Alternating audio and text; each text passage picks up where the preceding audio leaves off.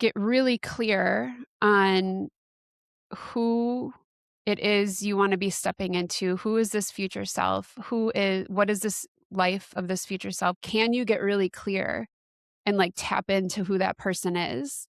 You could call it your higher self, you could call it your future self. And once you kind of have that clarity a bit more about like the identity that you're stepping into, then it's looking at the gap of like, well, what's the gap between her and me? Like, what do I need to change? And then it's a matter of small behavioral shifts that start to live that person as much as you can now.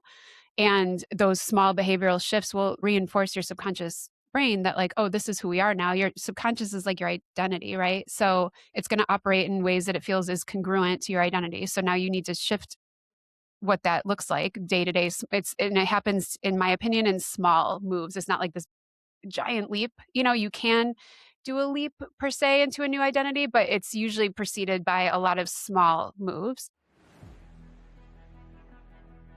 The Becoming Flame podcast broadcasts pure, unfiltered power exchange that stokes the flame of your being. Because it's time to remember. It's time to return.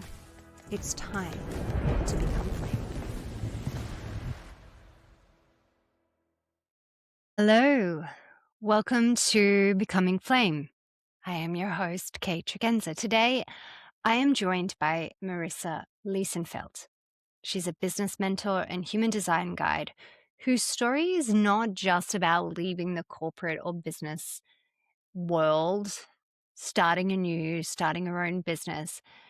It's actually about the slow unraveling of a life that looked right but didn't feel alive. Now, if you haven't heard of Marissa or you haven't looked her up before this episode, I really do encourage you to listen to the other episodes, other podcast episodes that she's done to get a real feel for her story, the nuance, the journey, the journey that she's been on, the transformation that she's been on. When she reached out to me to be on the podcast, I felt really excited to have her because I thought there's an entire story here that really hasn't been developed on my platform yet, which is that good life that just doesn't quite feel right. And there's nothing necessarily wrong with it. There's nothing that you can pinpoint. There's no huge explosion. There's no rupture. There's no bathroom floor moment. It's just this, I don't know if this is mine anymore.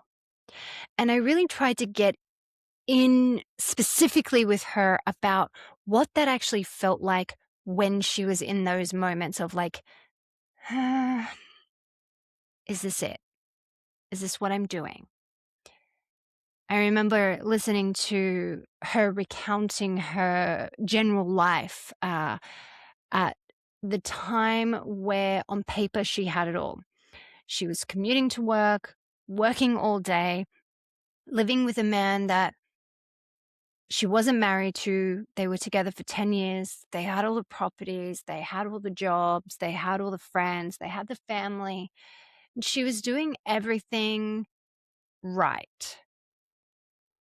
And I think I wanted to explore that deeper because as we expand our listenership, there's a lot of women that are going to come onto this podcast because they're seeking something and they don't know how to articulate it yet.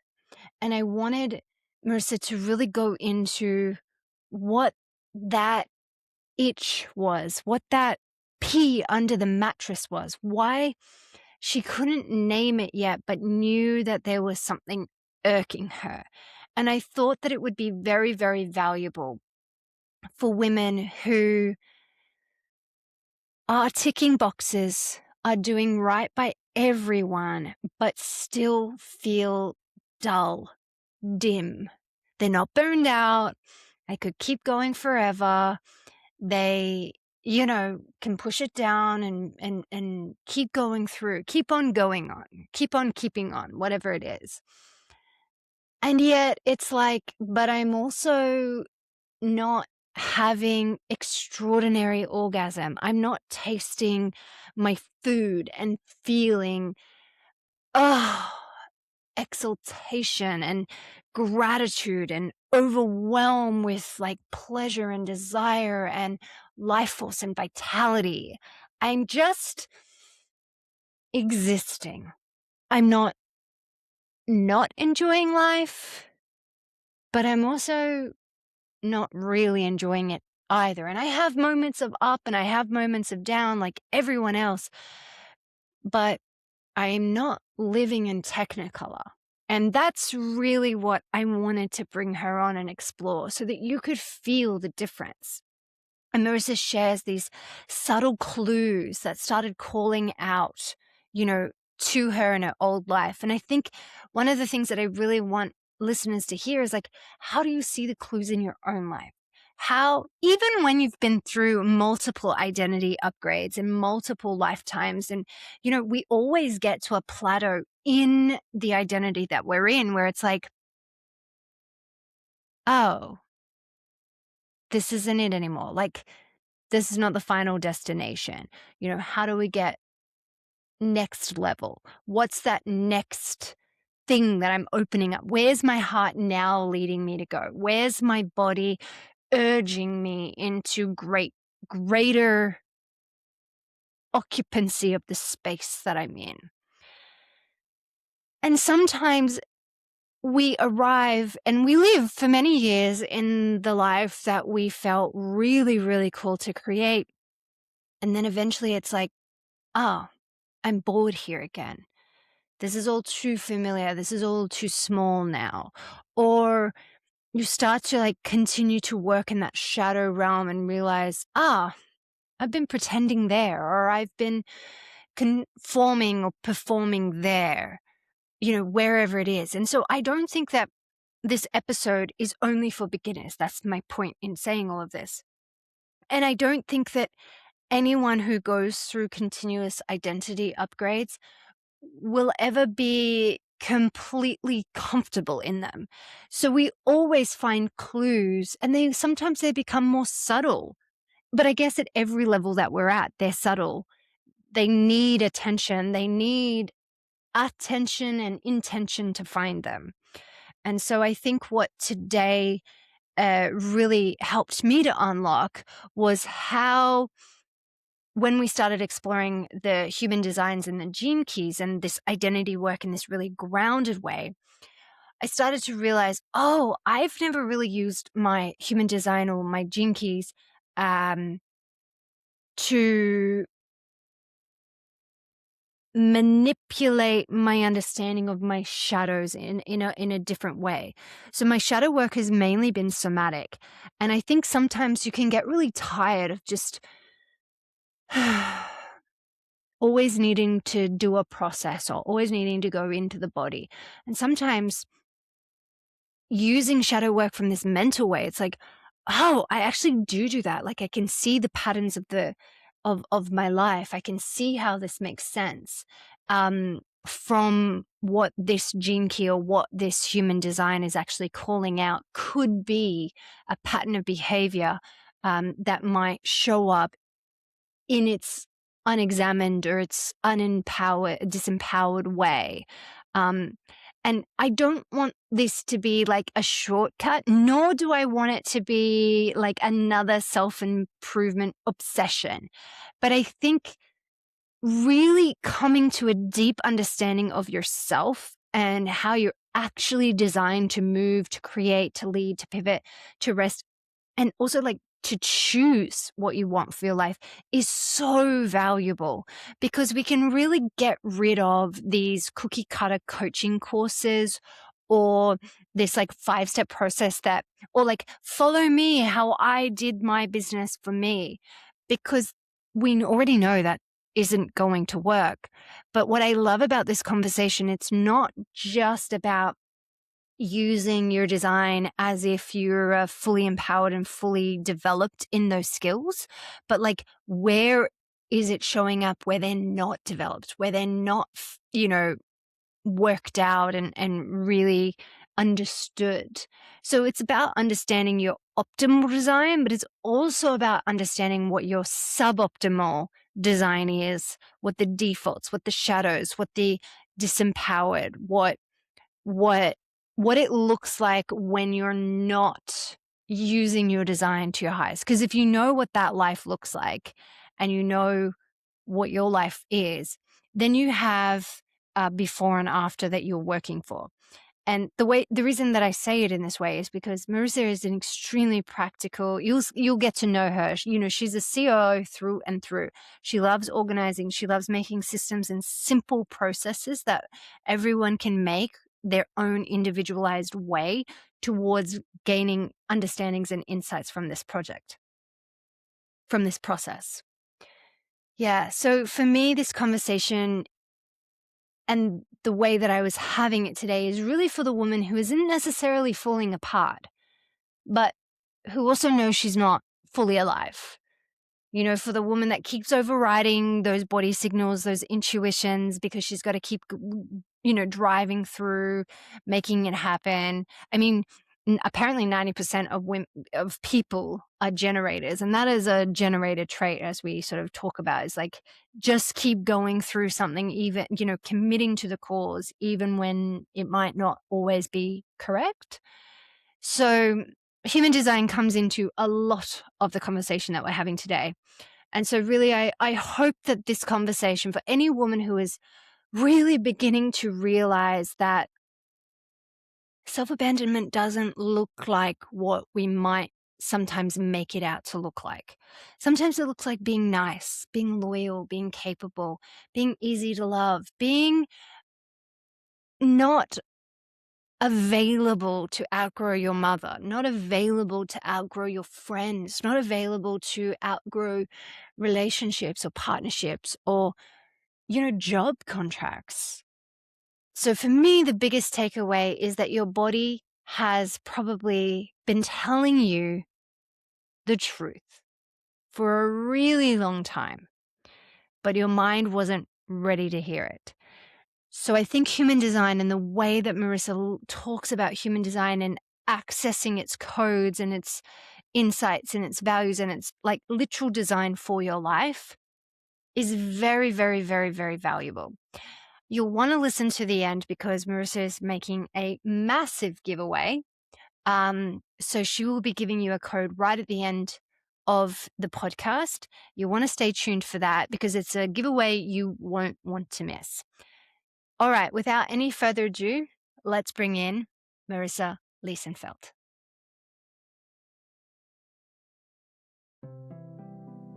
This episode of Becoming Flame is brought to you by Phoenix. Phoenix is a ritual luxury house devoted to erotic feminine embodiment. We create alchemical intimacy oils and functional fragrances infused with spagyric botanicals designed to soften the nervous system, open the body, and awaken life force vitality. Our formulations are crafted as tools of self-initiation. They are not cosmetic. They are not decorative. They are designed to be felt. They are designed to shift. Each oil facilitates a cellular shift into relaxation and receptivity, activating and opening up an archetypal femininity that your body knows and is yearning to step into. These oils allow the body to open safely into sensual intelligence, magnetism, and creative power. They open libido and open creative sexual energy. When the body is safe, it softens. When it softens, it receives. When it receives, it creates. And when it creates, the entire world shifts.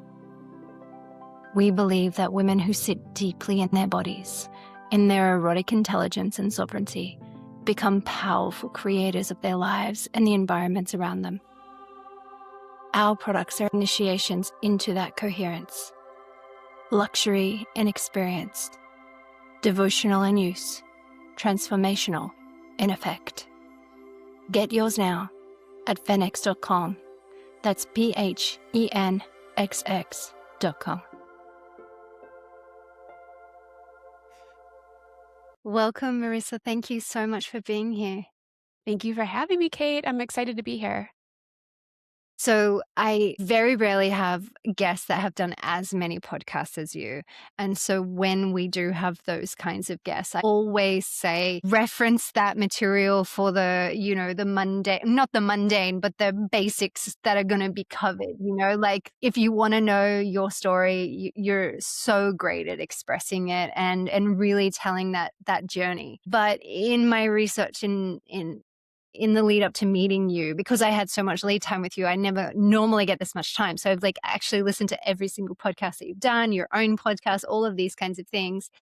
And I have so many questions about the nuances and the details of these moments in your life that really changed you from, I think, where a lot of us start, which is that conditioning around what a good life is meant to be, what the correct life we're meant to be living, and especially women who have capacity and have the capacity to fulfill those wishes, those desires for the people who love us, and that we think that we're doing the right thing by fulfilling those and going out and doing, the corporate ladder escalation and getting to the top and getting all the things and the tick boxes are all done.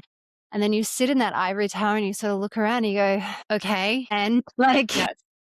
so it Yes. was all for this. This is the top of the mountain. This is the peak of my life. This is it. And I think then a lot of women then shift into that maintenance. It goes into an energetic maintenance of a life that isn't yours, that you have to hold and that you have to kind of start clinging to because it's actually not yours and it's standing in the place of the life that is. And so I think it would be really valuable for people to listen to, not before you had made the decision to make changes, because we'll get there, but before that had happened. What were the signs in your body? What were the signs mentally, physically, emotionally of you just holding everything together with sticky tape, with pure will and force and hustle and all of the very good corporate girly kind of traits and qualities that we all celebrate, in toxicity. Just Yep. those moments of getting home and just being yeah, I really want to go back there. Yeah. So I guess some of especially in hindsight, looking back and understanding now there's a different way of feeling in life. I can see that I was very disassociated is probably the best word for it. I was living and of course I had moments of feeling happy and, laughing and having emotions, but I feel like the emotional range that I was experiencing was still very shallow in some ways. And again, I can see this in hindsight now because now I feel a much bigger range of emotion, but I know we're focused more on that time. And during that time, I guess maybe I didn't know that, but I think there was a part of me that was recognizing that there's probably something more to life than this sort of shallow range that I'm operating in emotionally. This, routine life. I am not built for routine. I'm a Gemini manifesting generator.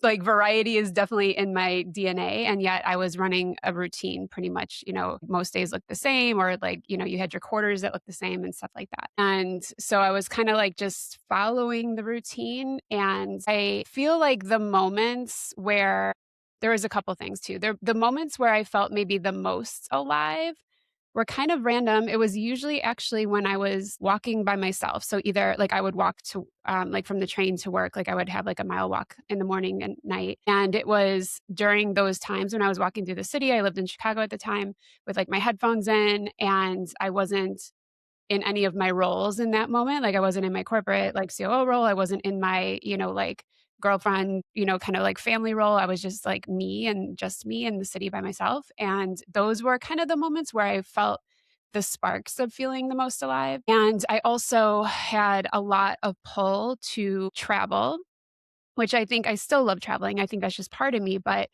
I think at that time, I was using travel to escape. And I noticed how frequently like, I would get back from, like, Bali, let's say, and I'd be, like, immediately like, "Okay, planning a trip to Croatia," or, like, I was going around the world, and I probably went on, like, 6 or 7 trips a year with a pretty demanding corporate career and everything else, right? So that's usually not super typical. So I found myself, yeah, escaping. I found myself noticing that when I was actually just by myself and not playing a role is when I felt the best, and yeah, I mean, that's pretty much at that time before I started making some changes. That was the Yeah. symptoms. The reason I asked you that question and took you back to that time is because I think there can always be this misunderstanding of maybe you're not burned out, but you're also not alive. Like you're Yeah, not in your life force, you're yeah, not creating from this very deep essence of who you are. And that's a very different problem than I literally cannot get out of bed and I don't know what to do with my life and I'm on the bathroom floor and I need to make a change. yeah. No, it wasn't that for me. Yeah. It's this enemy of a good life, right? Where there's nothing quote unquote wrong, but there's also nothing right. That's the most accurate way to describe me for sure. It was like, yeah, I wasn't tapped into my life force. Yeah, I wasn't super burnt out. At that point, I had kind of figured out the routine. Like sometimes work was demanding, but it wasn't terrible, like I could manage it all. But yeah, it was this feeling of like there has to be more than this. And then, there was other things I started doing at that time too. It was like a slow sort of metamorphosis, but started spending more time going to yoga, started spending more time listening to personal development podcasts and reading books and really kind of diving into personal development too. Like that was definitely part of that journey. And I think I got really curious about that because I was sensing that there probably is more than this. And Mm. I'm only tapped into such a small part of what life can be. How did you even articulate that diagnosis? Like, was it that you started to meet other people who you felt were more turned on, more vibrant, more alive? Or was it something else? Yeah, I think that was part of it. It's almost like it was like a lot of little things put together, Mm. but yeah, I would listen to, podcasts and follow different personal brands like Gabby Bernstein and people like that, talk about this stuff. So I was like, okay. I was learning things and seeing that there's a different way. When I started one of my roles, which actually was my last role before I started my business, which was at Boss Babe, they were very tapped into a lot of the personal development world, and I was learning a lot from them and just seeing a different lifestyle that they were living in LA, which was very different from, like, my corporate world in Chicago. So it was kinda like getting these glimpses through people in whether it was, like, in the media or in my life and getting these glimpses into, like, "Oh, there's, like, different ways of doing this." And then, of course, traveling, going to Bali or going to, like, Mexico and places like that where they are kind of spiritual places, and I was getting more tapped into that as well. So, yeah, it was kind of like a lot of little things put together. And I guess you have this felt experience of what your body feels like when you're on holidays, when you're traveling, when you're dropped out of, life as normal into this new place. And I mean, anyone who goes traveling, even just to like a resort style holiday, knows the difference between hustle and relaxation, Yeah, right? yeah.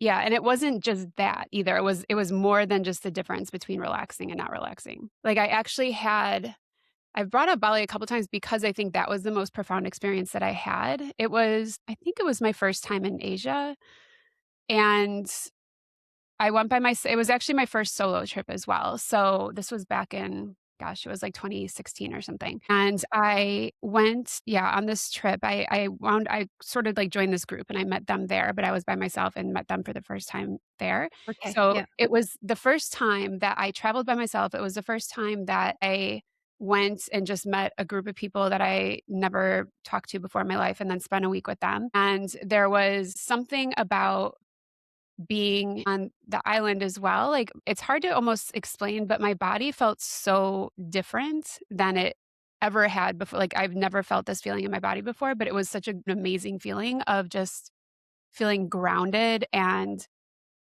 like, I literally could feel and I didn't even have this word for it back then, but, like, I could feel the inflammation, like, leaving my body. Like, I suddenly was like, in my life force, I guess is a way to say it, and I couldn't explain it.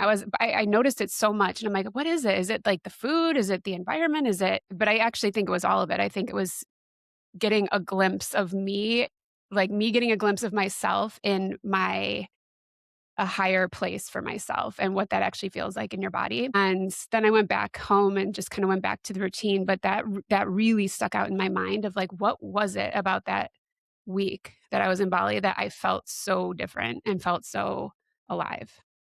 Yeah, and the energetics, the volcanic, the there's so many aspects to the geology and the astrocartography of Bali that Mhm. many people can tap into when they're there, and they have these transformational experiences. Plus, there's a beautiful reverence of the mother and the feminine in Bali that a lot of, particularly you coming from corporate, being American, all of those kinds of things is a very stark contrast, right? You know, and and then, like, at another level, there's the chaos and the, like, cacophony of all that is Bali, compared to everything that you were living in day to day. Yeah. Yeah, and it was just really I mean, now I've felt that in different ways, in different places, different times of, like, this different feeling in my body, and now I'm just tapped into a different version of myself, but back then, yeah, I couldn't explain it, and I didn't even talk about it on the trip, I just kinda kept it to myself, but I was really like, "Wow, this is something's going on here." So, there are lots of people that have beautiful experiences on holidays that feel really great, that feel differently in their body, and then override all of that to slot back into their life.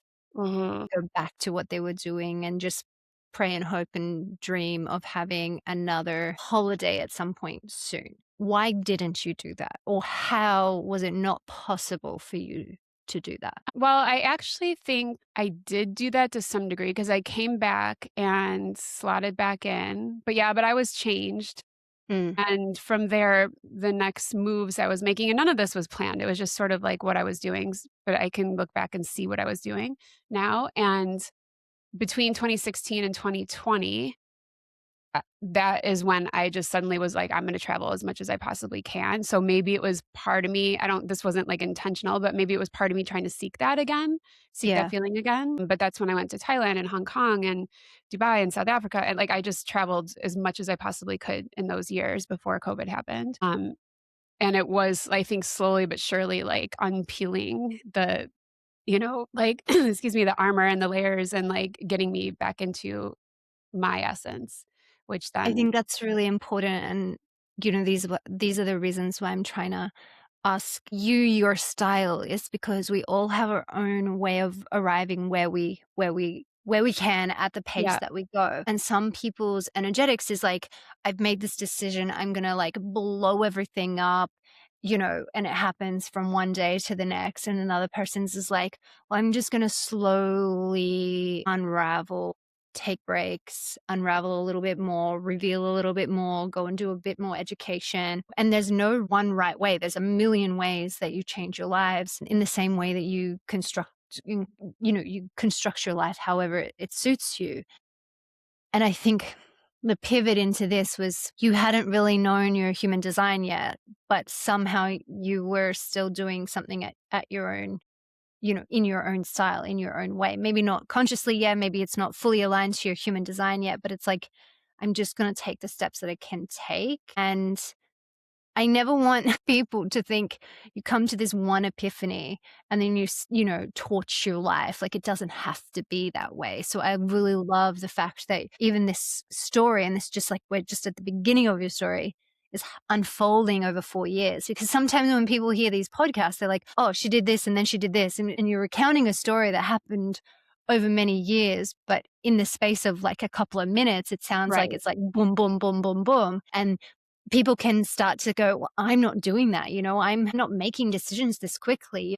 I don't know what decision I need to make. I need to go into the action. But it's like sometimes these action steps can be months in between or years in between. And I think that's sometimes it's just like, let's not put even more shame and blame on ourselves when we're making huge movements towards unraveling who we could ultimately be.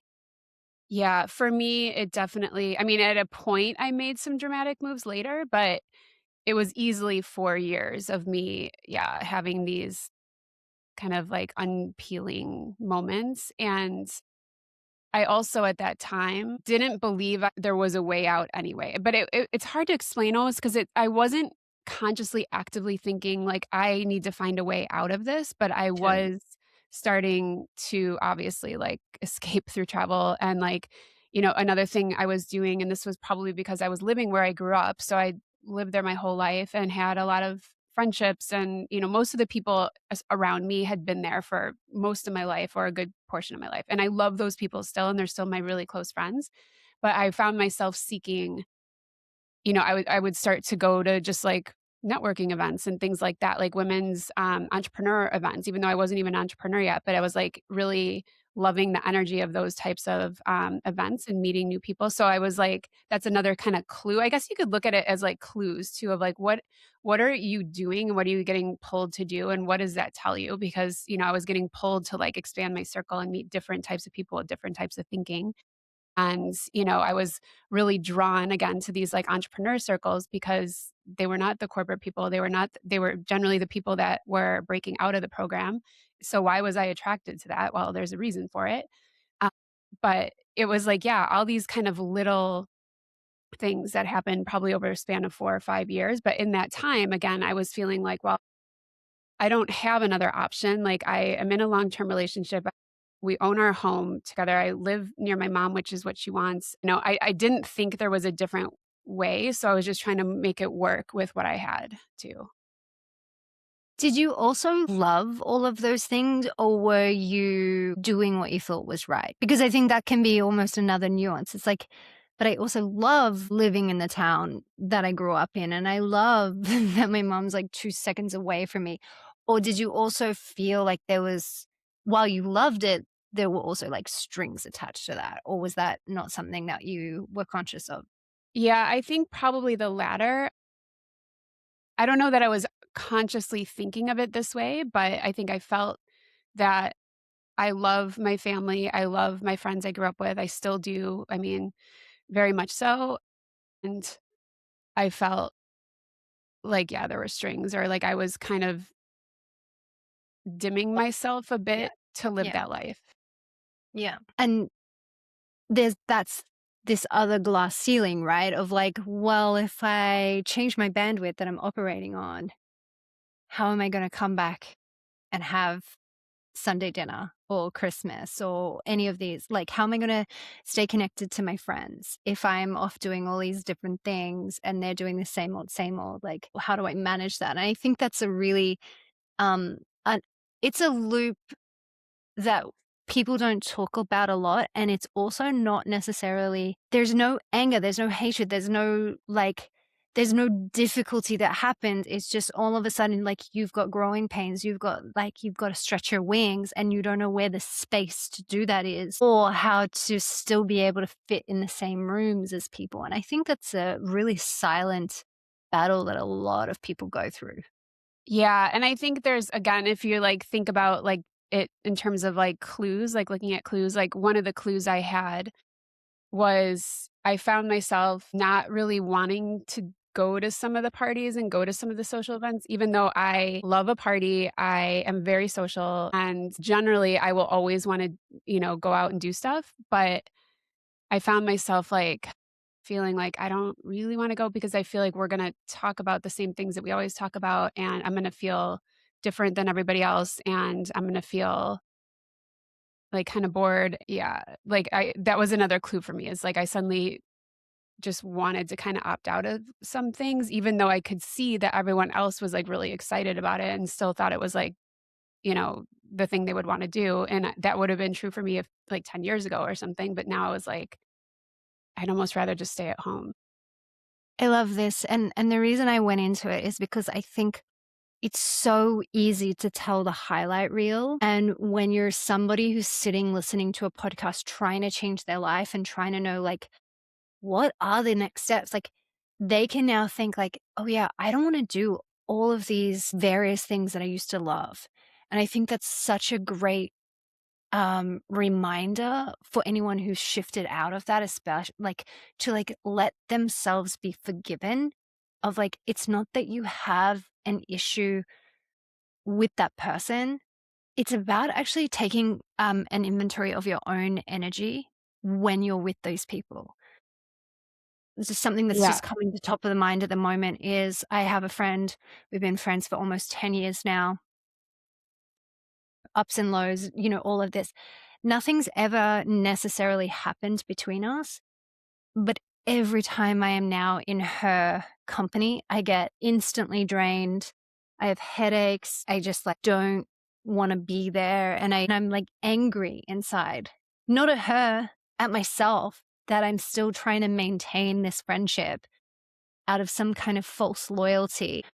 This like desire of like, well, I've lost so many friends through my ascensions over the years, through my identity upgrades and shifts and changes and all of this type of stuff. Well, this person, she's sort of like the one that remains, and I got to make it work, and you don't want to let people go. But it's at the same time, it's like I am making myself sick to be in the same room as this person. Yeah. And I think Yep. these are like really great, as you call them, clues, like signposts, like wrong way, go back, follow your heart. Yeah. Yeah, and now that I understand, I wish I had the tool of human design back then and understood how to navigate with that, but I didn't. I have it now. I mean, for me personally, because I'm a manifesting generator, and when I feel frustration or anger, that's the signpost that this isn't for you right now. This is not aligned for you right now, and giving yourself the permission to say, okay, well, this is not aligned for me. So I'm not going to do this right now. I mean, of course, sometimes we have obligations to our parents and things like that that we have to, consider. But I think a lot of us make ourselves do things that we really, really don't need to. And it's better for both parties if you're not forcing something because, it's not going to be aligned for them either if you're not in your best energy. One of the things that I really noticed that, especially since coming into a much deeper understanding of my human design, but also like layering that, like my gene keys or my astrology and all of these kinds of things, and actually like using this as like not a get out of jail free card or not like some like these are the lottery numbers for me, but more like, when frustration comes up on my body, you can actually start to get really excited about that because it's like, I don't need to override this. And yet, if you haven't known your human design since you're a little kid and you have to learn this at some point, and wouldn't it be great if all little kids like just grow up knowing their human design? Like, for example, I know my daughters and I'm like, I know her signs and I can parent her accordingly. Yeah. But of course, I didn't grow up that way. Most of us didn't grow up that way, right? And so we actually have to reparent ourselves that when we're getting frustrated, instead of like overriding it, which is the conditioning that we've all learned of just like, Push through. grin and bear it, push through.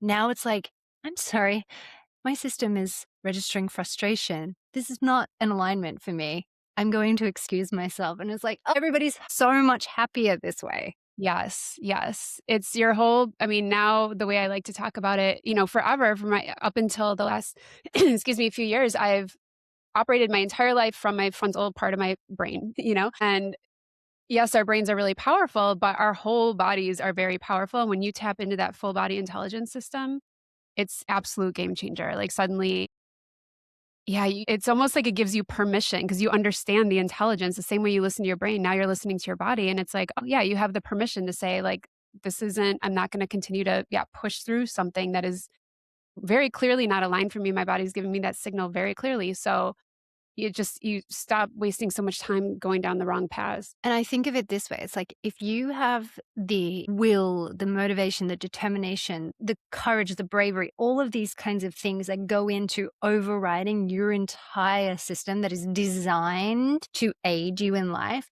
Mm, imagine if you put all of that into following it. yep, exactly. So And now I that's like, do. yeah, and that's It's what I was gonna amazing. say. So let's have that conversation now because that's way more exciting.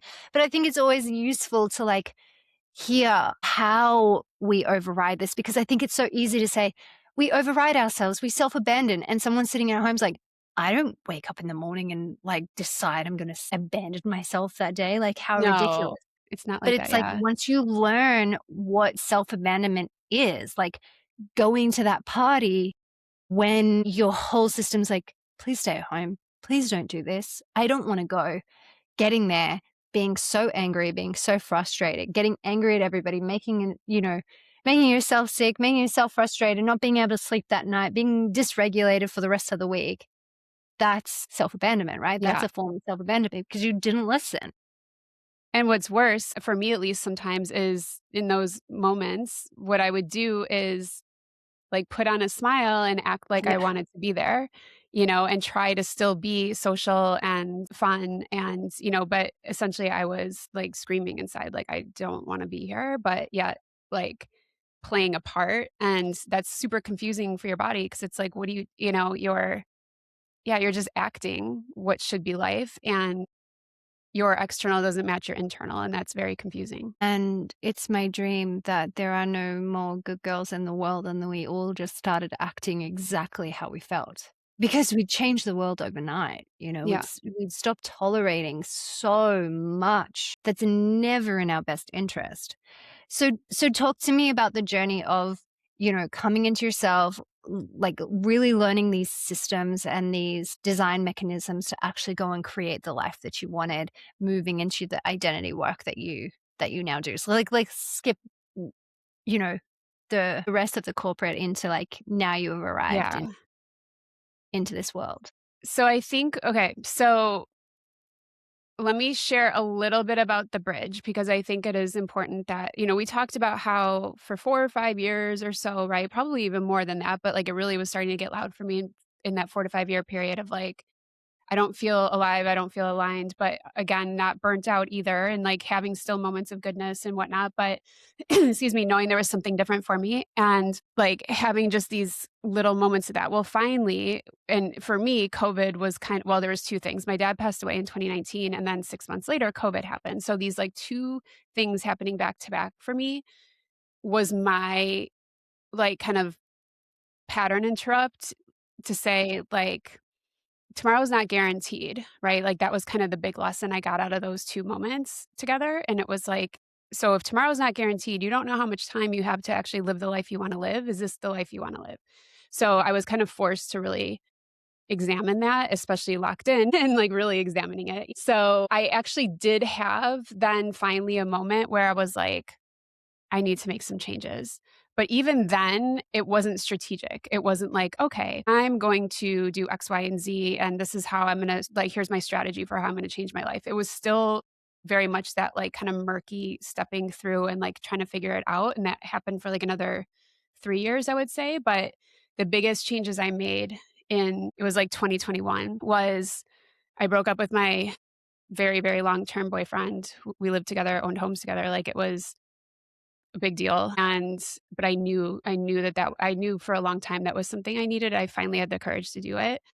I think actually that period I could, like, label as courage because all the things I kind of wanted to do, I finally just started doing, but I did it scared, like, I did it very, very scared, and it was like, "Okay, like, one day I'm just gonna have this conversation," and I didn't even plan it that morning, and that day was the day it just came tumbling out, like, I need to leave this relationship, and then the next thing was, I don't wanna live in Chicago anymore, like, then I was like, "Okay, I have to find somewhere to live," and I was, like, looking at sites apartment sites in Chicago, and everything in my body was like, "No, like, this is not what you wanna do." I had this, like, blessing that my friend who lives in New York City, she knew what was going on, and she was like, "Hey, we're gonna be traveling for, you know, like, 4 to 5 months. Do you just wanna stay in our place while we're traveling?" So I was like, "Oh my god, yes." Interestingly enough, I looked back at a journal 2 years prior, from like, a yoga new moon circle thing I had gone to, and in my journal, I had written that I wanna live in New York City. So it was almost like a manifestation. But then, you know, I had to tell my mom I was moving away. My mom I'm an only child, she's single, and she very much, you know, kinda depends on me for a lot. So Well, that this was is the piece of your story that I didn't actually realize before. I don't think you maybe mentioned that in the things that I had. So that makes your relationship with your mother a lot more nuanced. There's a lot more understanding that I have now as the yeah, mother of an only daughter. yeah. I hope that I'm not gonna burden my child in the future, but just that relationship, it's so tight, right? It's tight, and I would almost say that pardon me, I'm almost like more the mom in that dynamic. She is a mom in the sense that she's very nurturing and very caring, and it's almost like she still treats me like I'm 12 or something like that, you know? So she always wants to make meals for me. She's asking me like, "How you feeling? Are you okay?" Like she's a mom in that sense, but when it comes to being more of the leader, I would say that's more me. And she's has a lot of anxiety. She's afraid to travel. She hasn't been on a plane in like 30, actually probably more than that, 40 or some years. And yeah, so she's never going to leave Chicago. Like she doesn't travel. So for me leaving, that was a big, big, big deal. And I was like so scared to tell her that even just to move to New York City, which you can even drive there, you know.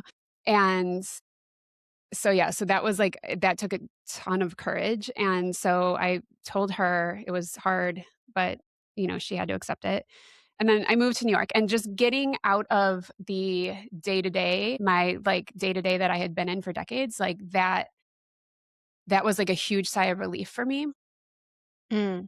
but after about maybe 4 or 5 months, I was kinda like, "Okay," I still didn't know what I was doing, I just knew I got out, like, I did the first step, which was just removing myself, and that was the hardest step, I think, looking back, and I think sometimes that's important, we just have to find a way to, like, get out into something like a different environment, and then we can take the next steps, like, I didn't know what my next steps were, I just put my stuff in storage and had 2 suitcases and went to New York, and then it was coming to be the time my friends were gonna come back, and I needed to figure out my next move, so then I was like, okay, I started looking at apartments in New York and I'm like, this doesn't feel right either.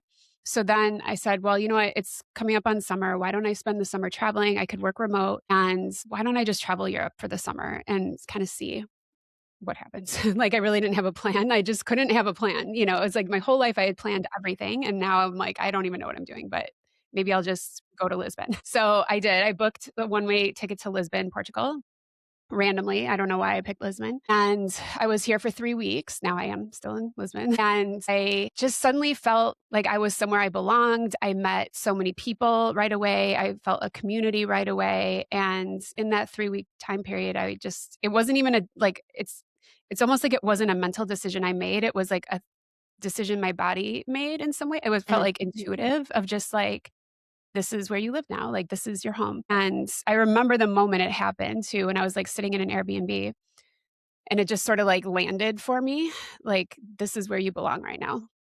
So, I did go on to travel that summer, but I came back to Lisbon, and so then I moved. I got a visa, which was a whole another thing, but did that and moved to Lisbon, which was kinda like the next step. But it's interesting the places that you've traveled to that you've spoken about in this podcast, like Lisboa. I love it. Like Lisbon is a very interesting place. And I'm so glad, actually, everyone who's listening to this, turn off your ears right now because I don't want anyone to go there. It's like, it's so undervalued. Like it's so under the radar. And yet for me, it's just like this very, when people talk about like, I love Barcelona, I'm like, okay, but have you been to Lisbon? Like, Yeah, it's yeah. just it's a very vibrant, like when you're talking about life force and vitality, like Mm, the energy that runs through not necessarily all of Portugal, but very specifically in Lisbon, I think I can really recognize in my own travels in my own history was very similar because it was the same thing. It was like, I'm going to stay here for like a couple of days. And I ended up staying like several months. And yeah, it's just a really special place. Like, you do not need to struggle to make friends and connections and family no. there. I mean, if you're open, I think if you're locked into that same frequency, because I've spoken to other people about it and they're like, what? No, it's just weird. Like, it's nobody talks to you and it's cold and like, and I'm like, Interesting. that's so fascinating to me because I think that it's one of those places that's why it stays really under the radar because you either get it or you really don't.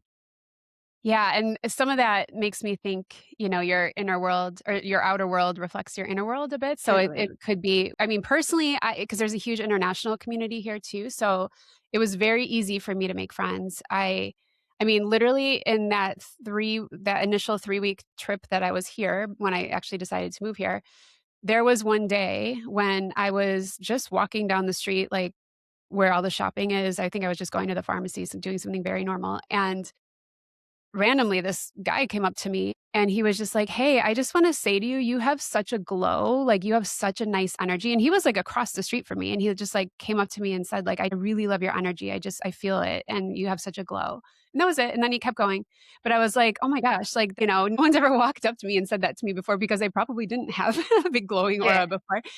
yeah, And so it was just like, wow, like all these like little things were happening where it was just like, yeah, and, I also think too, this is, I don't know, my take is that places have feminine and masculine energy. And I think Bali, Lisbon, both those places where I had definite like energy exchanges with the place were very like feminine, nurturing places, I think. I'm actually about to move to more of a masculine place, so it'll be different. But I was coming from New York City, very like the most masculine place ever. So I think that it was an interesting place for like a healing journey here. yeah. I wanted to ask you something because I didn't wanna interrupt you earlier, but I really feel like there's this whole opening there that I do wanna go back into your story.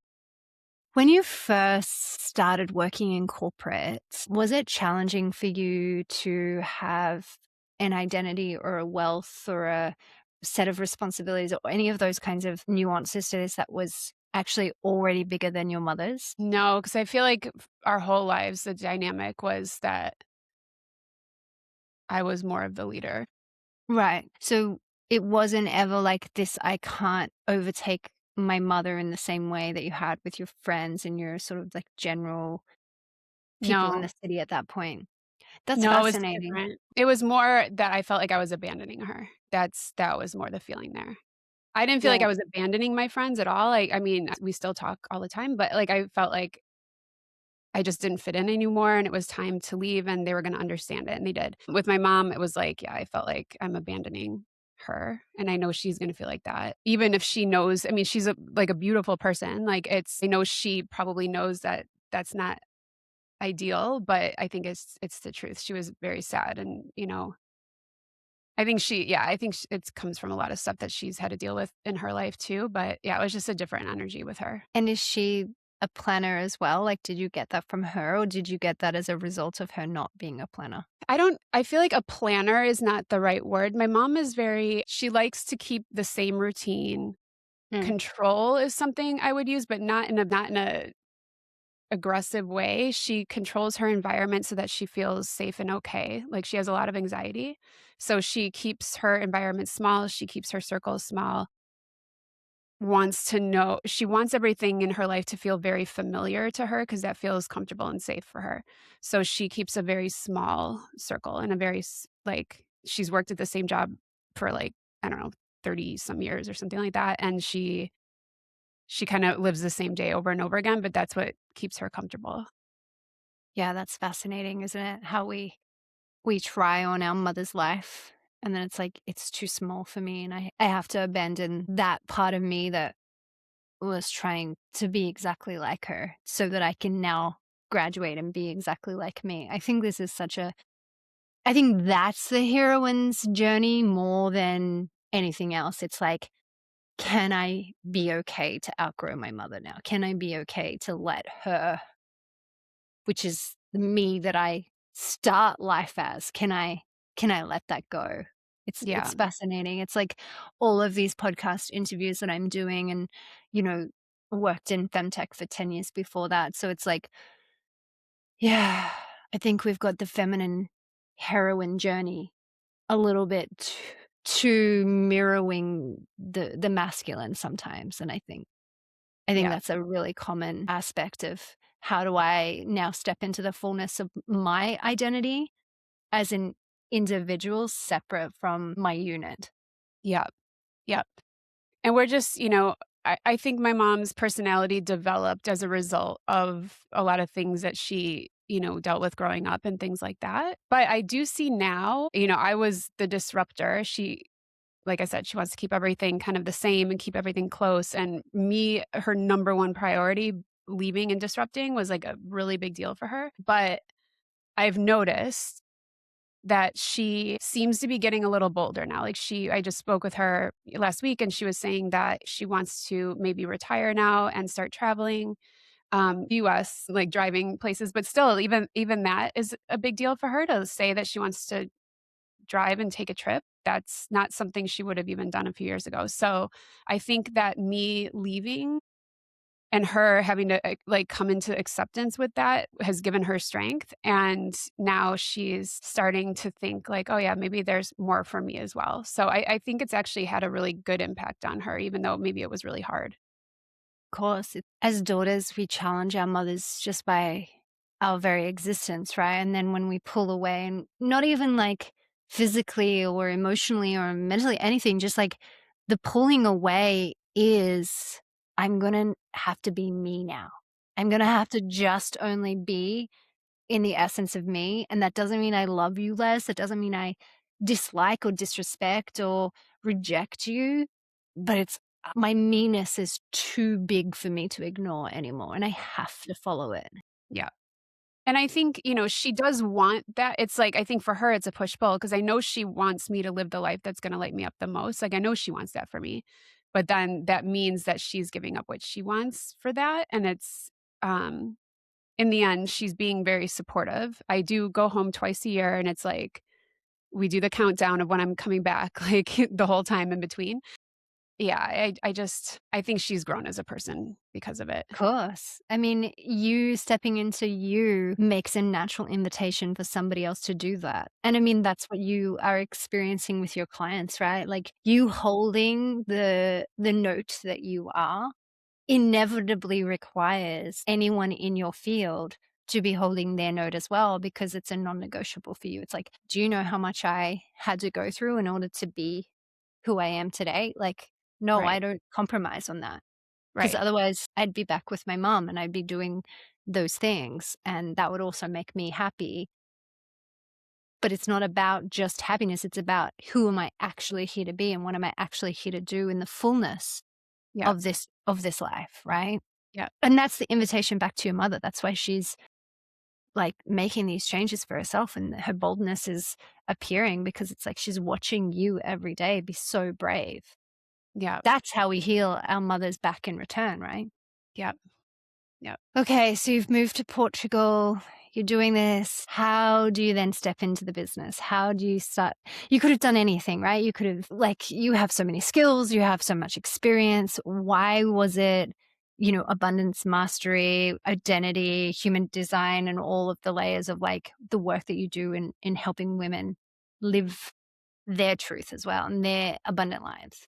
yeah. So that was also a bit of a journey, and I'll tell the story as quickly as I can. So basically, once I was in Lisbon and kind of settling into this new life in Europe and being an expat, I was like, okay, the next thing that was not feeling aligned for me anymore was working a full-time job.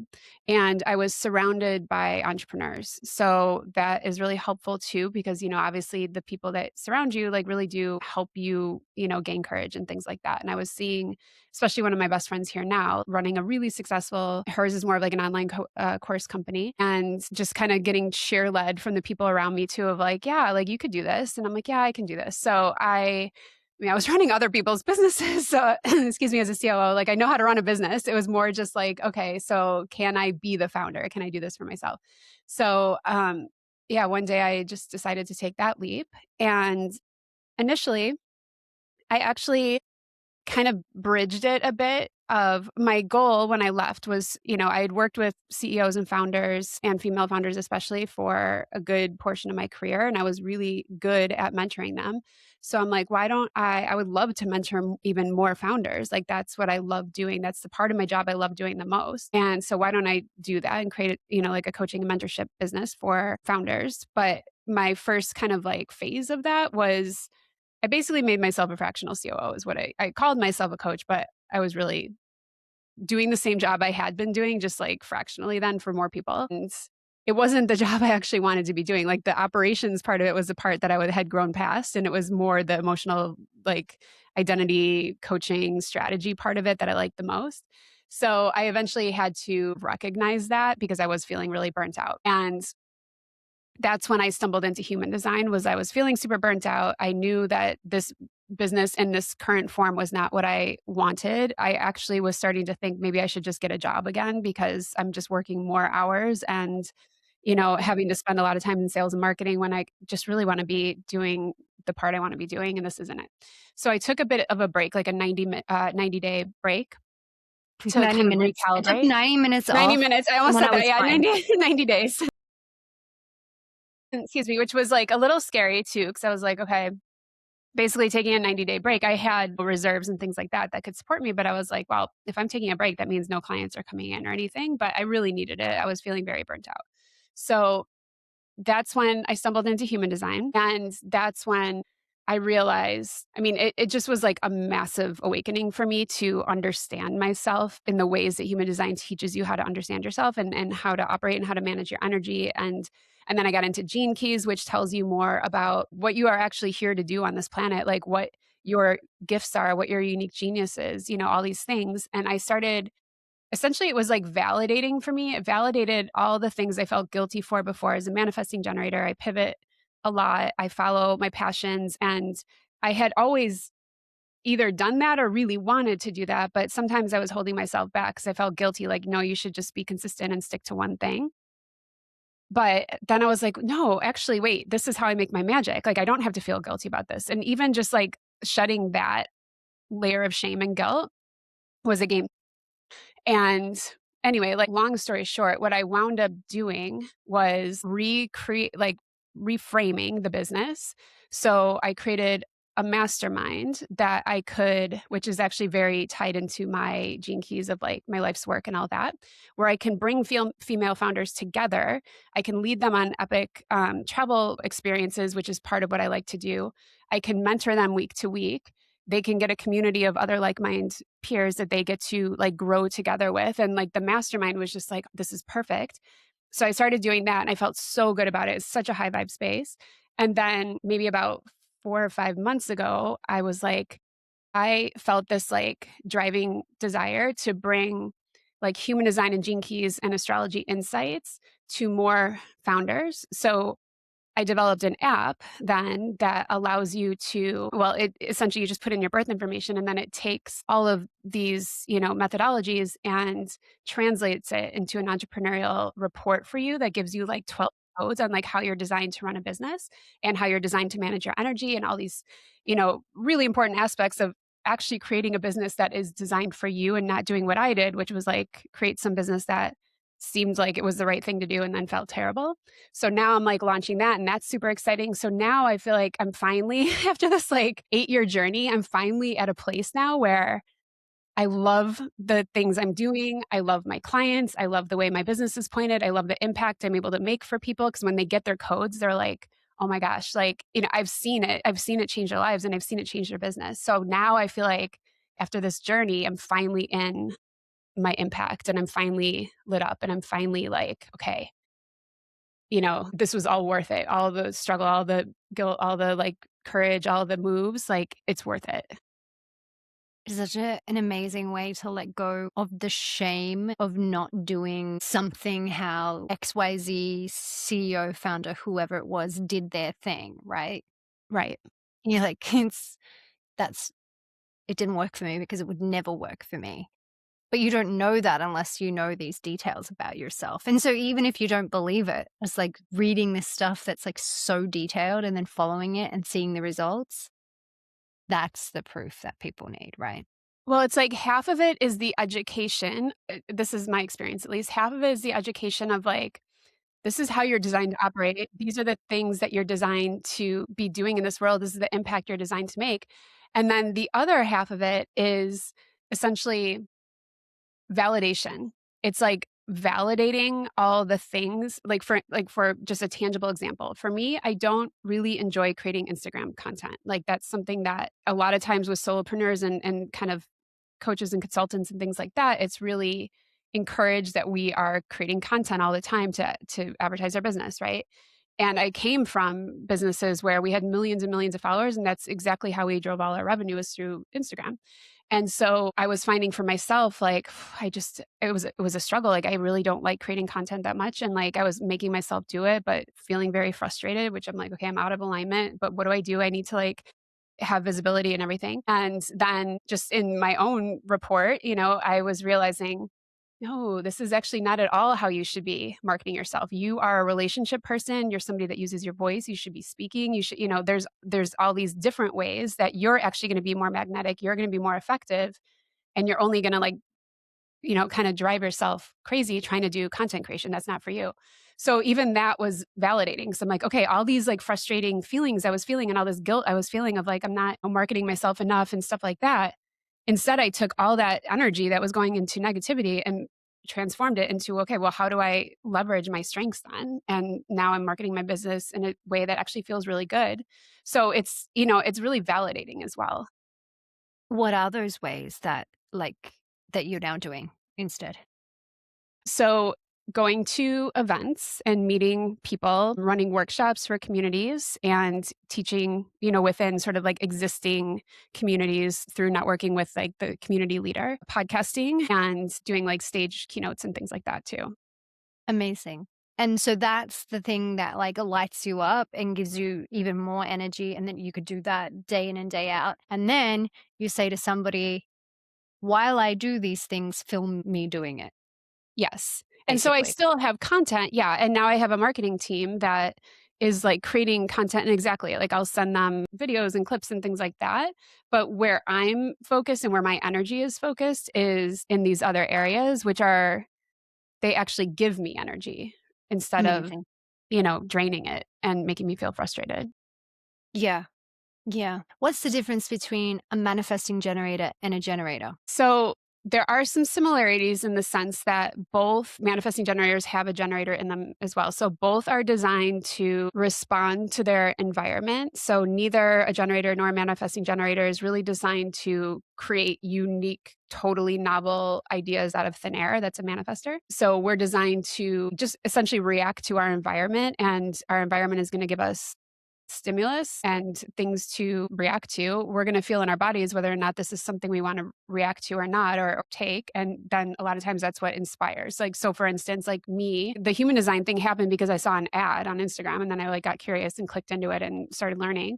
So it was like I was responding to my environment. And then I was like, oh, wait, I could create something even better with all this, then I got my idea for like what I wanted to do to build the Power Codes app. So it's that, but the difference between the two is that a generator will often be a little bit more consistent on a path to not necessarily one thing entirely, but have a more steady, like linear path. Whereas a manifesting generator is kind of all over the place in the sense that we pivot a lot and it's in those pivots, it almost feels like ADHD in some ways, like, but in all these pivots is where we actually make our magic, and it could look very chaotic and nonlinear, but in the end, we actually can get something done very, very fast if we're plugged in the right way. I don't Got know if it. that makes sense. So I don't it was a visual analogy, but it was like one of the best ones, so I'll try to describe it, where it was like a split screen and it was like a generator versus a manifesting generator. And there was a woman who was putting books away on a bookshelf. And so the generator essentially had this like box of books and put the books away one by one, by one, by one, right? And then the manifesting generator would put a book away and then something would like get her distracted. So then she'd look over there and then she'd like do something really quick that needed to happen over there. There was another book. So she grabbed that book, put it back on the shelf. Something else happened that distracted her again. So she went to this other thing and then went down to the basement and there was another book, grabbed the book, put the book on the shelf. In the end, they both filled the shelf and it's just the paths to get there were very different. I'm supposed to be a generator, but I think I could see myself in the I mean, I have a toddler, so I'm like, my life is about distractions at the moment. So I'm like, sometimes your life doesn't necessarily look like your human design, though, right? That's true. And I will say another good clue between the two is a manifesting generator abandons a lot of things, to be honest, like starts podcasts and then ends them and they try a lot of things. They start and stop a lot of things, but that's why a lot of manifesting generators feel very guilty for that because overarching society will say like stick to like your commitments and stuff like that. But that's just actually not how we're wired to move. Whereas a generator is a little bit more maybe reliable in that sense and Committed sticks with to the something. Yeah. cause, whether it's working Committed or to the not. course. That's a good way to say it. Yeah. Yeah. So I guess the downside for a generator is, are you going with your commitment, or are you going with like, is this working? 'Cause that's, like, maybe the nuance there as well, right? Yeah, and that's really important. So generators and manifesting generators both are designed to be following what lights them up. So that's not to say generators don't pivot. They just don't pivot as much as manifesting generators. But if you're starting to feel frustrated, which is your sign for you're not aligned and something is not lighting you up anymore, that's when it could be time to pivot from that because you should always be on a path that lights you up. You're just a little bit more consistent about it when it does. But if something's not lighting you up anymore, then it's time to really respond to your environment and see, is there something different that you should be doing and get a response to go in a different direction. And so for you, has it been like every time you abandon something now, is it a reframe around it's not abandonment, it's this isn't lighting me up, this isn't filling me up with energy, this isn't the next step that I need to do, and it's just that was fun while it happened, and now I'm moving on to the next thing? Or can you still yourself personally still feel that guilt, that I didn't really continue on with that? Like, I how do you still manage feel that? a little guilt, definitely still Yeah. feel a little guilt. But I also, this is just something I think of for me, but I think it's good advice to be careful as well that you're not giving yourself permission, Mm, like, using this to give yourself don't permission to not don't follow gaslight through on yourself. things. Yeah, exactly. So it's really important to actually not just that's a brain thing, right? That would be you using your brain to decide these things, and that's not what human design is. Instead, it's, okay, tap in. For me, I'm an emotional authority, so my decisions are gonna like, I essentially ride emotional waves, and I need to make a decision when I'm feeling neutral, not super excited and not super low about something. So, if I'm starting to feel like I don't wanna do this anymore, right? I mean, there's a lot of things that we have in our lives that we don't feel like doing. Doesn't mean you don't do them. So then I'll be like, "Okay, is this me feeling like it's time to pivot away into something different? Or is this me just not wanting to do this thing?" And then it's checking in with my body of like, what's the answer here? Like, do I actually feel frustrated, which would say I'm not aligned? Or is it just that this is something that, yeah, isn't my favorite thing to do, but it's not like not on me? So I'm an emotional authority as well. And since I came into really understanding the nuances of all of this stuff, I put in a personal policy that has worked for me so well, which is I have 48 hours mandatory Yep. before I make decisions. Yep. I do that now as well. And actually, that too, especially with a manifesting generator, but with anybody, is for an emotional authority is super important because what had done before is I get highs more than I get lows on my wave. And I would make all of these decisions from this place of like, oh, that sounds fun. That sounds exciting, and that seems like an excited yes for me. So I would say yes to a lot of things. And then my wave would come down and I'd realize, oh, I just said yes because I was in a high, but this actually isn't the right thing for me. So then I was having to pivot even more because I said yes to a bunch of stuff I shouldn't have said yes to, and then it wasn't aligned for me. So this is like a game changer when you realize as an emotional authority, don't make those decisions when you feel like that. Give yourself the 48 hours. Also, don't make decisions when you're feeling really low about something. Like wait until you get that neutrality so then you're not going to have to pivot as much because you're actually making better decisions for yourself. To and then I put the second policy in because that 48 hours of waiting, and then the second thing that I did was when that high is high, or when that low is low, or that whatever that emotional charge is, that's the time that I go and I do some form of alchemy. So whether it's a process on whatever the emotional charge is, and I go through an actual sit down, held process of alchemizing that, moving that out of my body, some kind of like somatic release. And I find then that the 48-hour policy actually can hold because I'm not looping in the background in that emotional charge that actually has nothing to do with the decision. It's got far more to do with the, I don't know, whatever that trigger was triggering, right? Where it's like, Yes. I don't need to worry about my childhood trauma at 7 years old when I'm trying to make this decision about whether I'm gonna Right. do this thing with this person, right? So it's like, deal with the thing that's coming up because that's important, that's information, that's data, that's useful, but it's not useful to the decision at hand to be made. Right. Yes. I fully agree with that. So those those were some really valuable policies that came out, and because I'm someone who has a podcast, it's like, well, some of those processes may be able to be a podcast recording. And so I'm like killing two birds with one stone, and other ones that are just not, nobody wants to hear me screaming into a pillow for an hour. Yeah. So that's less content happy. Yes. And so this other thing, I don't know what your human design is, but I mean, so far I'm a generator, you're a manifesting generator. I'm emotional authority, so are you. I'm a 1-3, which I can only describe as very challenging I to bet. not only understand, but actually find value in, like, okay, this is really great, because like what I've understood so far is like you just have to try, and Mhm. you will flop on your face, and you have to iterate and you have to get over it.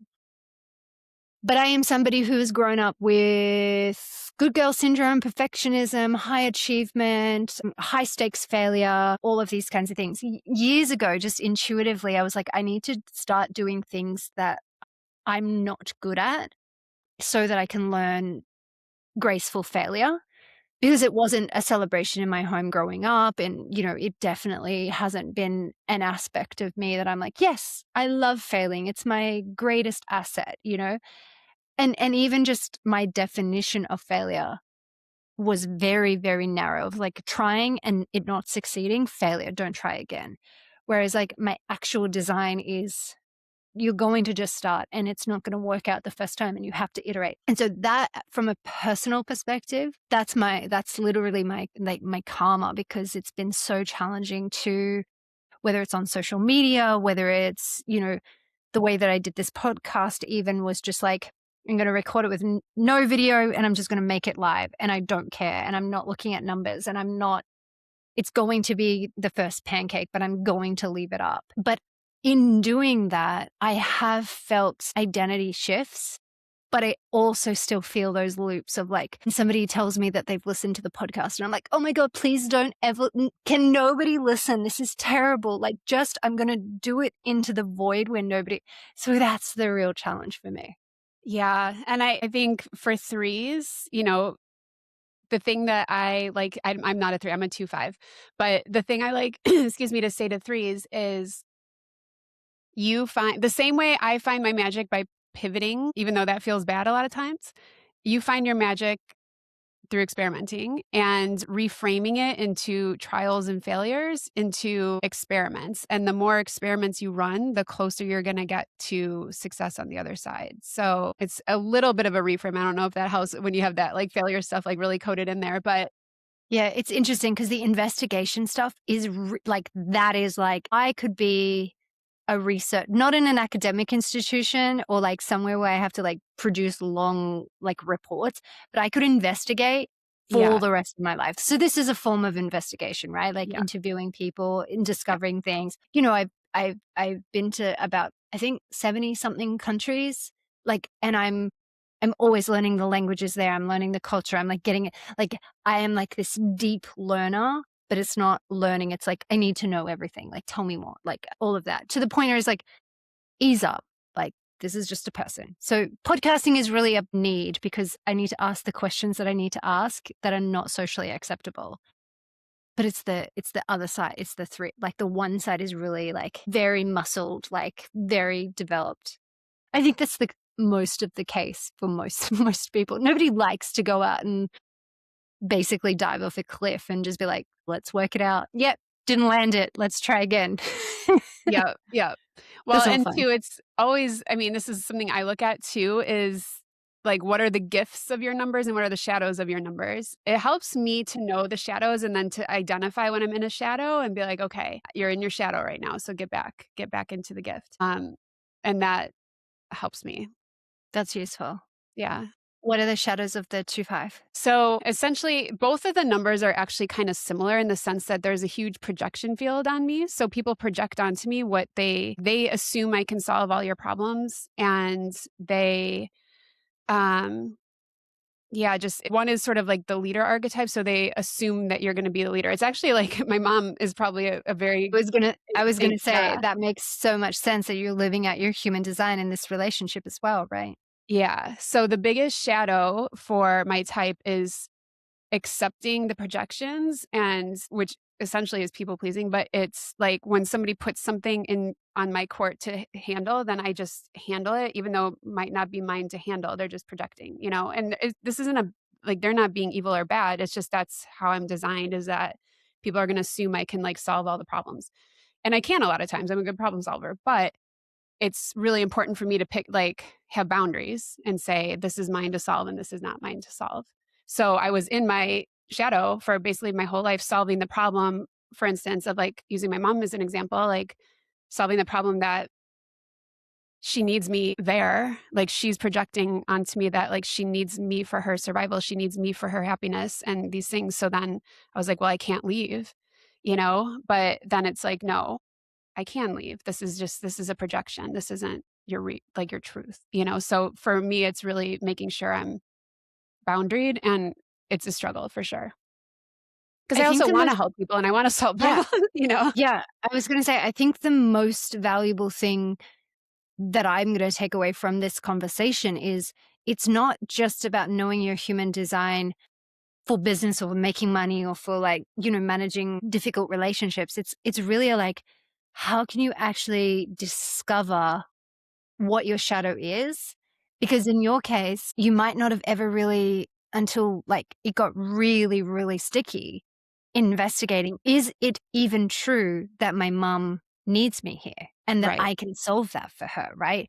Whereas right. if you go into the shadow work of human design, that's a very different way of doing shadow work than like, how does something feel in your body? Like, right, that there is a more mental approach to it, which for some people might be a really, really good avenue into shadow work because they might not have full connection to their body or know how to do like that work in that way. And so the mental avenue for going through of like, where these are the main shadows of my human design or these aspects of human design, where could that be showing up in my life and how could I start thinking differently about it?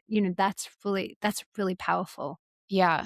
Yeah, and for a 2-5 or even a 2 just or a 5 alone, like, you might take on so much that you crumble below the pressure because you're just saying yes to all these things that people are putting on you. And again, they're not doing it in a bad way. They just assume you can handle it. And if you don't tell them you can't, then why would they assume differently? And yeah, I've seen the night and day difference of me over functioning for my clients, over functioning for just all my relationships in my life versus now I have much different boundaries and it's literally the knowing of this 2-5 thing and knowing like, oh, you're getting projected on right now. This is not yours. You'll go into your shadow if you do this. Like it really helps me versus not having that like, I don't know, that framework to like think about it within.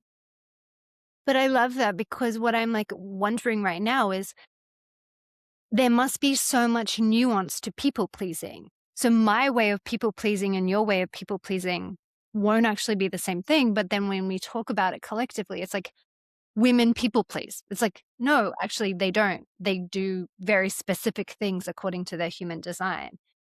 So how, like, what does that kind of look like for all the various different ways that, you could be manifesting that as a various different, I mean, would it then be affected by whether you're a projector or et cetera, et cetera?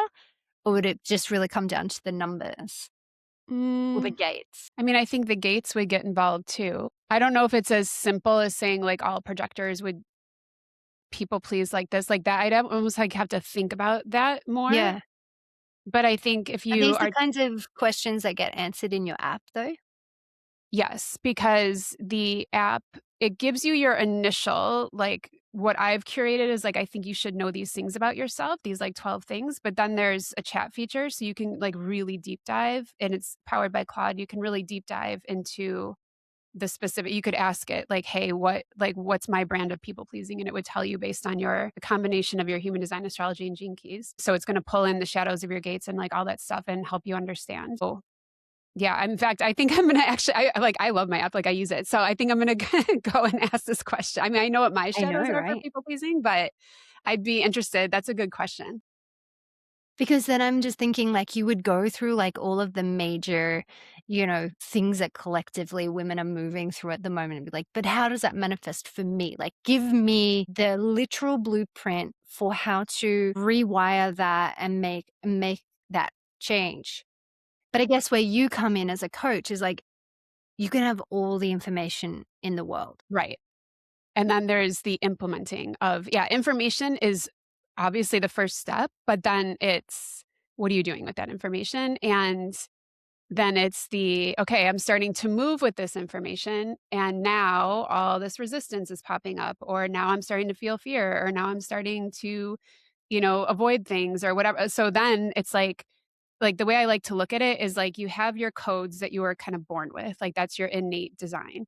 On top of that, you have lived experience that will impact how whether or not, excuse me, those codes are like how they're essentially being expressed Right. and whether or not you even know about some of your powers and things like that. And then on top of that is conditioning. And so that's when I'm working with clients, I know how they're designed. And then I can see, okay, like this resistance is coming up when it comes to maybe being more visible or something like that. Then it's like, okay, we got to work with this. Like then I see the symptoms and it's like, okay, now we need to help transmute this visibility wound you might have or try to figure out like what's going on. That's almost like I don't know, you could look at it as like a doctor in some ways, like, you see the symptoms and then it's like, "Okay, now we need to figure out the treatment for these symptoms," and then it's doing the work to move beyond some of these patterns and things like that. What was the biggest change that you made in your life today, like out of anything, not just in your beginning of your story that we went into, but like in this expansion state? Because I'm assuming if you've got this app and you're using it like any one of your clients would, you're like you've got the most to gain from it, right? Mhm. Are you doing this daily, or do you get to a point where you're like, I don't think that my identity can shift anymore? Like I'm good No, here. I definitely think it took a lot.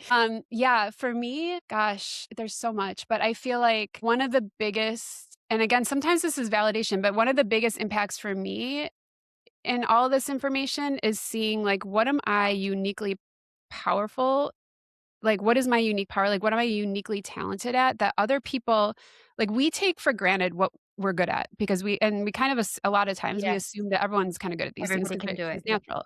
So, for me, it's really been, like, kind of this aha moment and realizing, like, these things that you have are actually really extraordinary and special. Like this is not everyone doesn't have this ability. And then leaning into those abilities and those things and then seeing the results in my business. So for example, like one of my core life's work gates is it's the gate of the gatherer and it's all about creating community and being essentially the queen of sharing resources with the kingdom, you could say it like that. And in the past, I was making myself wrong for not creating a lot of my own coursework and being a course creator and like, I don't know, doing the things that I saw other people doing in the industry.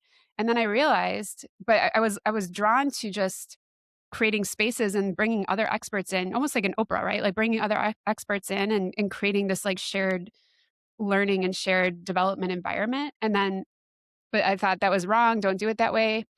And then I realized, no, that's, like, literally exactly what you should be doing, like, that's what you are Right. really, really good at, and then the minute I, like, leaned into it, then all of a sudden, I'm, like, having these amazing people in my mastermind that are having huge breakthroughs, and I'm like, "Oh, like, this I'm in it, like, this is exactly what I'm supposed to do." So, it's in some ways validating that your impulses and the things that you might even take for granted sometimes that are just kinda come natural to you are actually your superpowers, and lean into those things, and then feel proud about those things.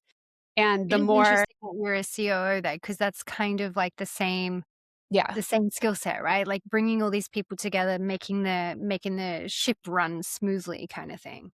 Yeah, and, yeah, in hindsight, like, now I can look back and see, "Oh, you've actually been living your design, you've been drawn to it this whole time, you just didn't understand how to harness the power of it."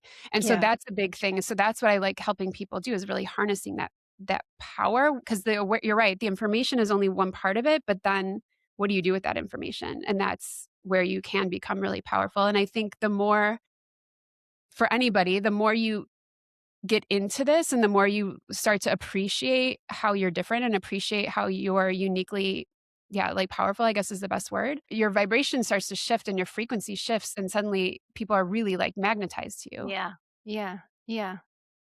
It's interesting because, like, I'm even thinking about, like, well, this is the other reason why I was like, "Ah, there's a lot about my profile that fits the manifesting generator profile because 'cause I've had so many, like, when one life ends, nothing from the previous one starts again. So it's like these, maybe it's not flitting and coming back to it, but it's like maybe that's what you mean. A generator can still pivot because like Yeah, my yeah. pivots are like chapter ending, like life, and like they're like deaths. Like there's nothing from the previous life that comes into the next one. And these chapters sort of, oscillate between 5 and 7 years. And then they're like, done, next, done, next, done. But like there's a theme that runs through all of them, which is this deep investigation, Yeah. actually. So it makes, but the other thing is, I'm wondering if there's a part of me that you know, didn't bring any of it forward, was that element of the fear of that failure as opposed to the iteration. And I'm just like, maybe that's part of how my shadow has been manifesting itself out as well. Yeah. Yeah, and it's personally, I find the shadows to be some of like, understanding the shadows of your design to be some of the most useful pieces of it, because most of us are in our shadow in a lot of it, right? Until we've, like, consciously developed further than that, and yeah, exactly. So now you might be in a situation where you're being called to experiment with something, you could fail on the other side of it, but then suddenly you're, like, more willing to push through and do it anyway because you know that magic happens on the other side of your experiments.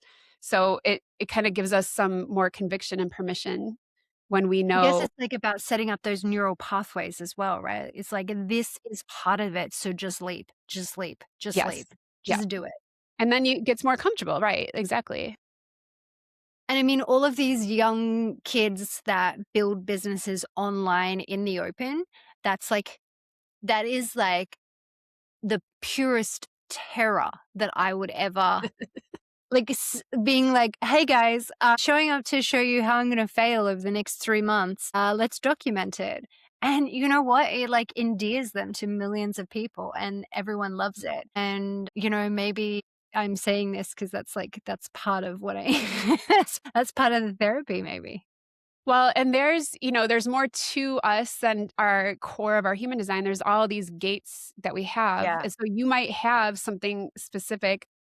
You might have a gate that is a pretty big one for you that has a shadow. Like you might be in the shadow of it, which is you don't allow yourself to fail publicly. You don't allow people to see like the real you. But if you were to do that and allow yourself to show that, then you might unlock something. Like, I have something like this in my gates for sure, and yeah, but I find it really helpful to just know, like, okay, you're in your shadow because for some reason, there's something about that where I kinda wanna conquer that, and I'm like, "No, you're not gonna live in your shadow, you're gonna live in your gift, so you're gonna do this, and Totally. you're gonna try it," you know? So next year, there's a big shift that's happening in the world of gene keys and human design into the what's the correct statement? The age of the phen what is it? But What's it called yeah, again? I don't know it exactly either, but essentially, it's like a shift in the collective consciousness, Yeah, so we're and coming into this Phoenix era, yeah, basically. And I only found this out again after I went public and people were like, "Hey, oh, that's really funny that you're doing this. Are you into human design? Because like your whole thing is about the Phoenix and rising from the ashes and like shifting and the women rising." And I was like, yes. "What are you talking about? Tell me more." And then I'm like scratching the surface and knowing this, but it's so complicated, human design. Like it's not just this one chart and then you like Yeah. know it and you're done. It's like the more you learn, the more you realize you don't know anything. Right, and that's why I develop ways to, like, learn because it's almost like and especially for one, you would really like this, but it's almost like every day you could learn a little bit more. It's almost like learning a language, right? Where it takes a really long time to, like, gain mastery, but in a day, you might have something where you're like, I wonder what this means," or "I wonder why I'm reacting this way," and then you can, like, ask, like, "Okay, what is it about me that, like, why am I being like this?" And then, it's like you learn little by little. If you try to, like, master it all at once, like, I feel like it's impossible, to be honest. It's more And about, like. human design would never shift with like the day or the time or the year or anything like that. It's like it's pretty fixed. It's not like astrology in that way, right? Well, I mean, there can be shifts, there can be impact of, like, transits going through certain gates and things like that. So, it's not, like, gonna shift your design per se, it's more just, like, is a gate gonna be like, if you have that gate defined, is it gonna be extra activated right now with this transit or something like that, but it's like you're likely not to shift as a person. You know what I mean? We got off on a tangent, but I really want to, I really, before we end, I really wanted to ask you so much more about the identity and like what people can really do in the action steps. So they have this information, they can get as much information from, whether it's your app or Claude directly or whatever it is, you know, information is available. This is the age Yeah. of like too much information. Yes. So I guess when it comes to like shifting and changing your identity, what are the ways that you recommend? What are the takeaways for anyone listening to this who really they kind of know what that identity is, and then obviously the human design and all of that can help them to come into a more complete picture of what that could be. But again, these are just visions or information. How do we bridge that gap between where you are and where you want to be? I mean, the simplistic answer to that is get really clear on who it is you want to be stepping into. Who is this future self? What is this life of this future self? What is this vision that you have? And, to do that, that's a lot of like visualization exercises and meditations and like taking the time to consciously connect with this future version of you, which is, I didn't do this for so long. I didn't have this tool, which is why I kind of like stumbled around for a while. But like, can you get really clear and like tap into who that person is? You could call it your higher self, you could call it your future self. And once you kind of have that clarity a bit more about like the identity that you're stepping into, then it's doing kind of like looking at the gap of like, well, what's the gap between her and me? Like, what do I need to change? And then it's a matter of small behavioral shifts that like start to make decisions like that person would make in your day-to-day life, like start to live that person as much as you can now. And those small behavioral shifts will, reinforce your subconscious brain that like, oh, this is who we are now. Your subconscious is like your identity, right? So it's going to operate in ways that it feels is congruent to your identity. So now you need to shift what that looks like day to day. And it happens, in my opinion, in small moves. It's not like this giant leap. You can do a leap per se into a new identity, but it's usually preceded by a lot of small moves. And when you see yourself getting blocked in these moves, like let's say your future identity is a big personal brand. I'm just going to use something tangible, a big personal brand on Instagram. Okay, well, then you're gonna have to create content daily, And so let's say you're struggling, like let's say you're feeling resistance around creating content. Okay, well, that's not something your future identity, this person that has this reality, that they're not struggling with this. So let's identify like, why are you struggling? Do you have a visibility wound? Are you scared of being seen to fail? What is it? And then you have to kind of like dive in and start to transmute the wounds that are getting in the way of that identity shift. And then go That's through them one by one by one by one, right? Yeah, and I don't know that it's gonna feel that linear, but yes, it's not allowing your patterns to take over that are gonna actually hold you back from being that person, and it's not just, like, pushing through either, it's instead examining. It's like, "Well, what's going on here? Why am I feeling this resistance, and why am I not doing this? And then what do I need to heal so that I can?" And do you set a date with yourself? Do you have this in your diary? Is this what you're doing as a daily action, weekly action, something like that? I'm not that regimented. Excuse me, I think some people could be potentially. I don't think there's a one size fits all of, like, how to do it. Yeah, I can't be that regimented with things.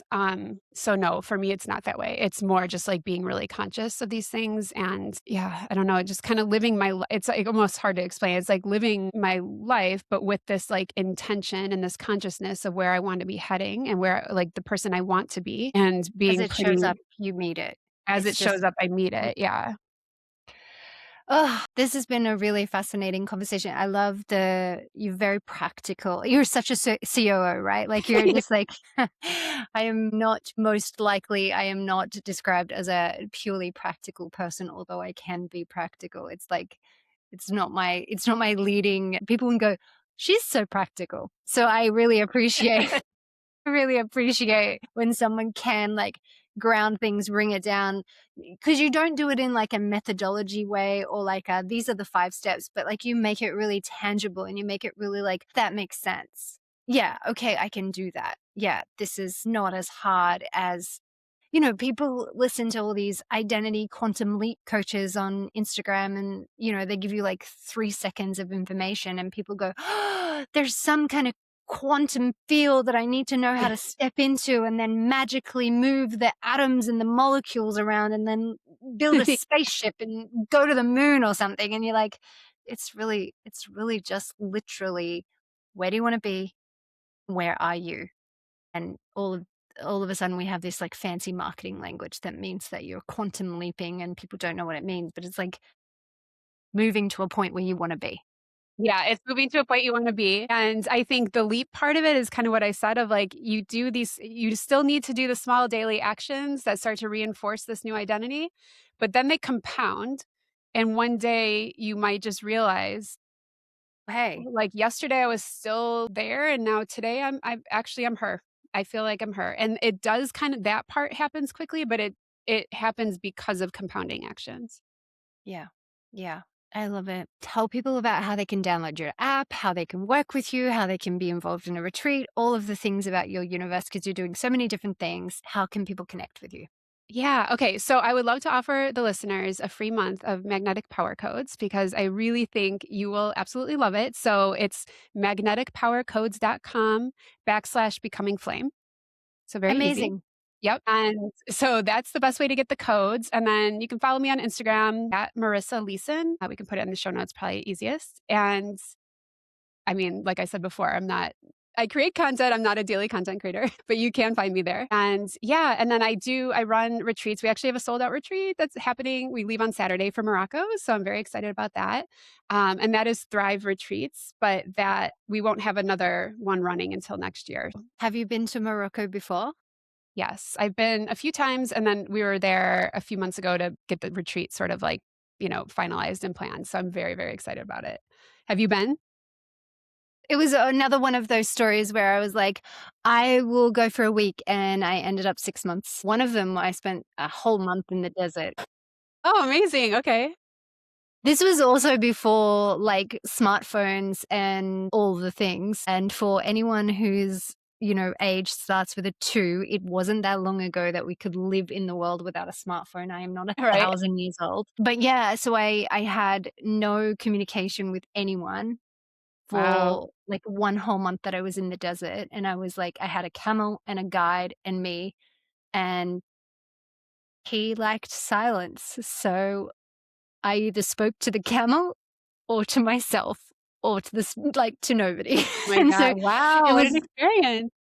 in a weird way, it was like my first unofficial Vipassana, but it was a deep, deep intensive Vipassana of being 1 month silent in, yeah, the desert. But yeah, Morocco's an amazing place. Again, a very interesting energy. You're attracted to like some really cool places.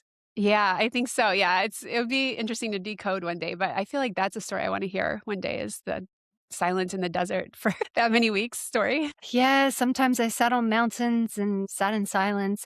And then other times, because I'm fluent in French and Spanish, and obviously I speak some English, I would be practicing my translation skills of like, like trilingually moving between, because that's like the main three language. I mean, I don't speak Arabic, but those are the main three non-Arabic languages that are spoken in Morocco. But I did learn some Berber because I stayed in a. Cool. If you are interested in matriarchal or like feminine places, the Ouarzazate Mountains still have a lot of Berber communities that are matriarchal, which is a real juxtaposition of the very masculine, obviously Saudi derived Yeah.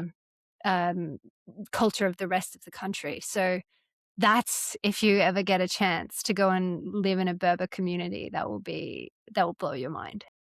Okay, I'm putting that on the list. Yeah. Yeah. At one point, here's my investigate. I'm going to end this interview at some Okay. point. But like after this, I was just going to say, like, now you've got me thinking about all this investigation stuff that I do. At one point, I spent a year going around the world, living and seeking out and then living in matriarchal communities, like in indigenous and Wow. minority communities. And that was a really fun year of my life. I learned a lot. Yeah, I imagine. All these sort of, like, excursions that you do on the one. That's so interesting. Yeah, you've given me this whole different way of, like, looking at my life. Is like, wow, I have a really developed one. I gotta go and, like, flex this That's muscle the of the challenge 3 and now, yeah, really yeah, and I'm then you'll challenged. find your power, like, then you're really powerful. Yeah, thank you. Thank you. Yeah, I'm so unthankful in this moment, but I will be in 1 year time so yeah, thankful. you'll see it. Yeah, exactly. Thank you so much. This has been amazing. We'll put all of the details and thank you for the code for the app. I'm gonna download it straight away. I'm gonna ask all of these questions from the interview and then let you know how I go with it. It's gonna be great. Yeah, okay, sounds good. Thank you. Bye. Alright, thanks so much.